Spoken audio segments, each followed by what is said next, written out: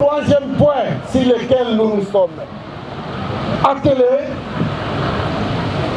c'est la numérisation, l'introduction du numérique dans tout ce qu'on a comme service académique.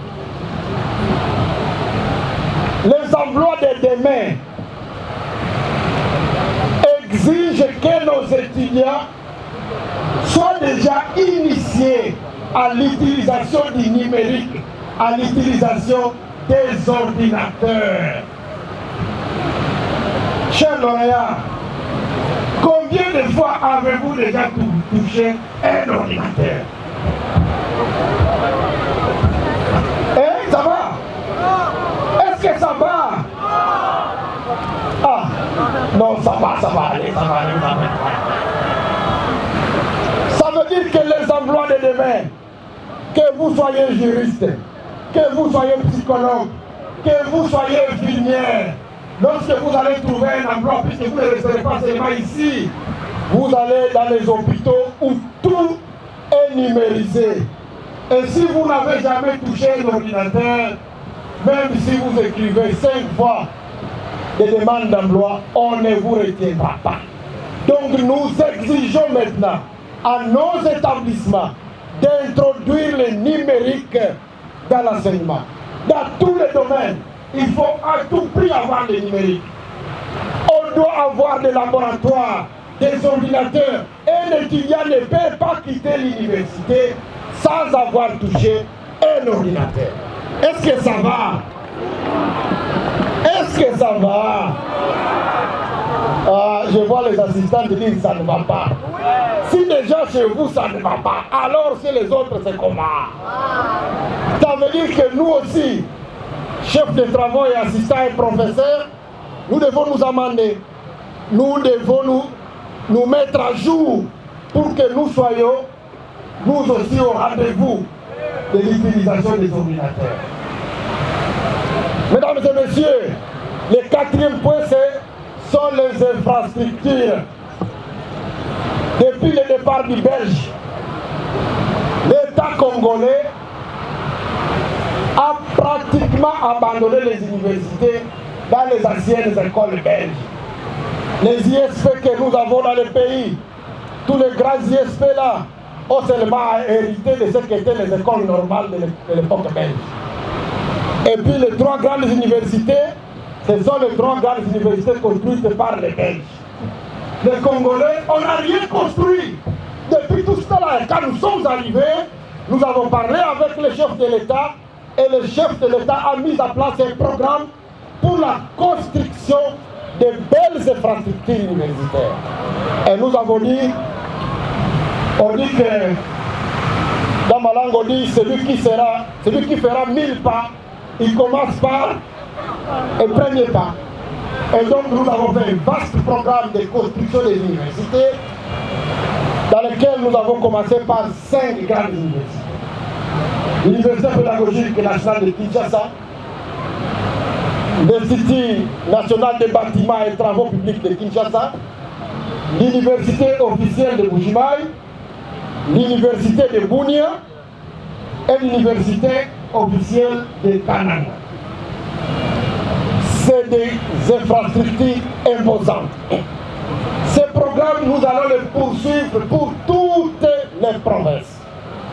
En dehors de ces programmes qui consistent à des nouvelles constructions aux standards européens, avec tout dedans, nous avons aussi, en tant que ministère, entamé la rationalisation des frais de construction qui sont payés par les parents. Vous payez les frais de construction, n'est-ce pas? Est-ce que vous vous êtes déjà posé la question, mais ces frais-là vont où? Nous avons posé cette question à tous les chefs d'établissement et grâce à un contrôle que nous avons mis en place, aujourd'hui dans tous les pays, la plupart des universités sont en train soit de construire pour ceux qui ont assez d'étudiants, soit de réhabiliter pour ceux qui n'ont pas assez. Mais l'objectif pour nous, c'est de dire, j'ai visité, je ne citerai pas la ville, heureusement ici, les Belges avaient laissé vraiment des infrastructures, et les églises nous aident à en faire encore d'autres, et merci à nos évêques. Mais j'ai visité des endroits où, en tout cas, si on vous pose la question, on m'a amené à un endroit, puisqu'il y avait de l'agronomie là-bas, et on m'a fait visiter ce qu'on appelle l'auditoire. Moi, j'étais vraiment convaincu que c'était une salle d'expérimentation pour les vétérinaires, puisqu'ils doivent avoir des porcheries. Et j'ai posé la question, j'ai dit, il y a combien de porcs ici? On dit, non, c'est pas combien de porcs. Pose-nous la question, combien d'étudiants? Est-ce que vous me suivez? Quelqu'un qui a étudié dans ces conditions-là, si demain il devient ministre, il croira que c'est comme ça que les choses doivent être. Donc le pays ne peut pas changer avec quelqu'un comme ça. C'est pourquoi on va faire un effort, et le président insiste sur ça, pour que nous puissions construire les meilleures universités et que demain, on puisse parler de la RDC pour ce qui concerne la formation universitaire. Enfin, c'est l'amélioration des conditions des enseignants et des étudiants, des conditions des enseignants et des étudiants. Pour cette question, je crois que j'ai suivi les allocutions, l'allocution de Monseigneur et l'allocution de Madame la rectrice. Comme c'est une sœur, elle y va sa gare. Elle a tiré sa gare et m'a dit, Monsieur le ministre, nos assistants ne sont pas payés. Nous avons des chefs de travaux qui ne sont pas payés. Et même ce qu'ils reçoivent, c'est seulement la prime institutionnelle. Ils n'ont pas le salaire de base. Alors je vais commencer à me justifier. Je vais commencer par vous dire que je suis arrivé à ce ministère et j'ai rencontré le secrétaire général là-bas. Nous avions 37 000 agents non mécanisés, ni pour la prime, ni pour le salaire de base. 37 000 agents. Parmi lesquels, quand je prenais le pouvoir, il y avait 114 docteurs, c'est-à-dire PA, qui n'étaient pas payés. C'était un grand défi. Dans l'entretemps, il y avait des revendications des enseignants qui disaient, même nous qui sommes payés, ce n'est pas suffisant. Et effectivement, ce n'était pas suffisant. Parce que quand j'ai pris le ministère, l'assistant du premier mandat avait 208 000 francs congolais, puisque je l'étais. Donc je connaissais déjà. Au jour d'aujourd'hui, je parle de la prime institutionnelle, puisque c'est celle-là qui me concerne. Le salaire de base, c'est le ministère de la fonction publique. Au jour d'aujourd'hui, nous avons fait un accroissement pour l'assistant. Nous avons fait un accroissement de plus de 100%. Est-ce que ça va les assistants? Si je mens, vous me dites oui. De 2021 à 2023, nous sommes à plus de 100% d'accroissement. Donc au-delà de 480 000. Pour les chefs de travaux, à cette époque, ils étaient à combien? Ils étaient à 500, je ne sais pas, 531. Aujourd'hui, vous êtes à combien? Si ce n'est pas un secret. 1 million combien? 1 180 000 quelque chose. Mes chers amis, c'est pas rien, c'est pas zéro. Est-ce que ça va? Est-ce que ça va? Je le suis aussi. C'est-à-dire que si je ne suis plus ministre aujourd'hui, je ne veux vivre que de ça, moi-même. Hein? Ça veut dire que c'est ça l'effort. Donc, avec toute mon énergie, c'est ça que j'ai pu obtenir. Mais je ne vais pas lui mettre lui. J'ai pu obtenir quelque chose. Mais pourquoi on ne sait pas aller au-delà? Parce qu'on a aussi une contrainte budgétaire.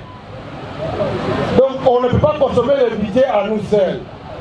Alors comme il était question de pouvoir combiner et la correction des grades, et l'augmentation des primes, et la numérisation, on a fait des choix.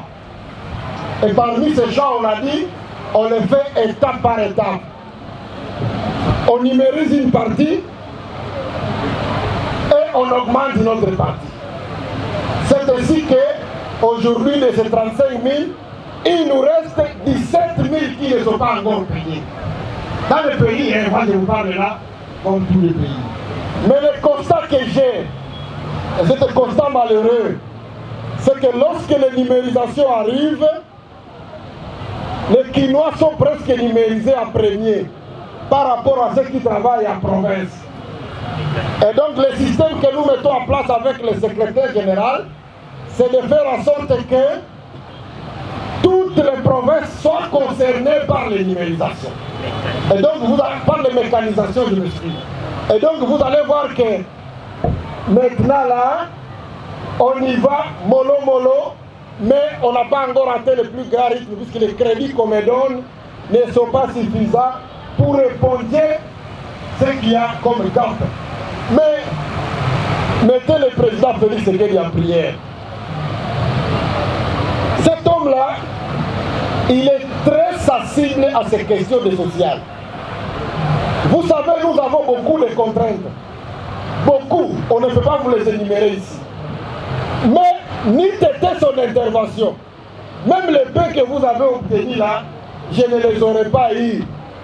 Parce qu'à chaque fois qu'on pose ces problèmes-là, ce sont les FMI qui arrivent, qui disent vous allez vous endetter, vous commencez à augmenter votre enveloppe salariale, vous commencez à faire ceci, votre budget devient déséquilibré, donc ça devient compliqué pour nous de pouvoir trouver les moyens de pouvoir le faire. Mais au moins il nous dit, de toute façon, les Congolais ne vont pas manger le FMI, donnez-leur quand même quelque chose.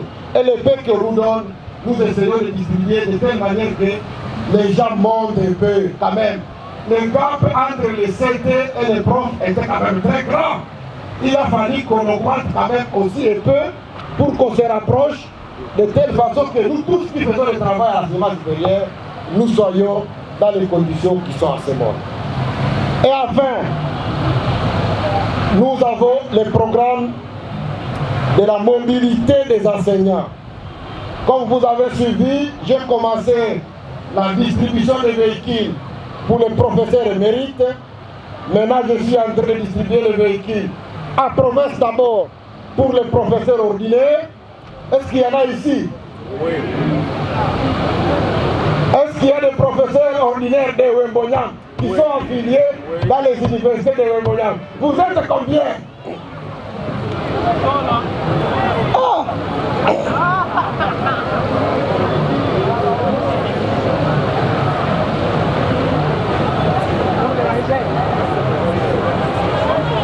Ah, donc, ils sont à 6. Monsieur le Mirkam, Wembonyam est plus proche de Bujimaï ou de Kanang? De Bujimaï, voilà. Donc pour le lot de Bujimaï, il faut aligner les professeurs de Wembonyam, les professeurs ordinaires de Wembonyam. Voilà. Alors ça c'est du congrès. Ça c'est du congrès. Nous l'avons fait à Goma, à Bukavu, à Kisangani, à Lubumbashi. Maintenant là, on attaque mon programme pour qu'on le fasse. En tout cas, je ne saurais pas le faire arriver ici, vu l'état de vos routes. Tout le monde va aller prendre ça, va aller prendre son véhicule à Bujimaï.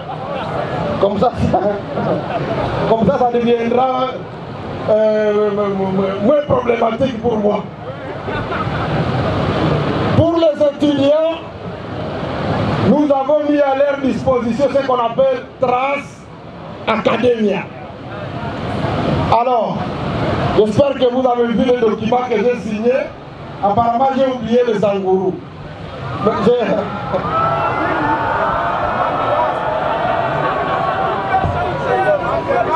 Est-ce que vous avez vu mon document? Puisqu'on m'a dit que mes bus ne sauront pas atteindre ici. On m'a dit qu'il n'y a pas de route pour...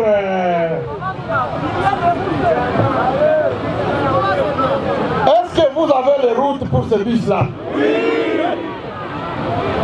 Maman, maire de la ville, est-ce que je viens d'avoir là-bas, même les Land Cruiser, on est descendu avant de passer. Est-ce que nos bus sauront vraiment passer par là-bas?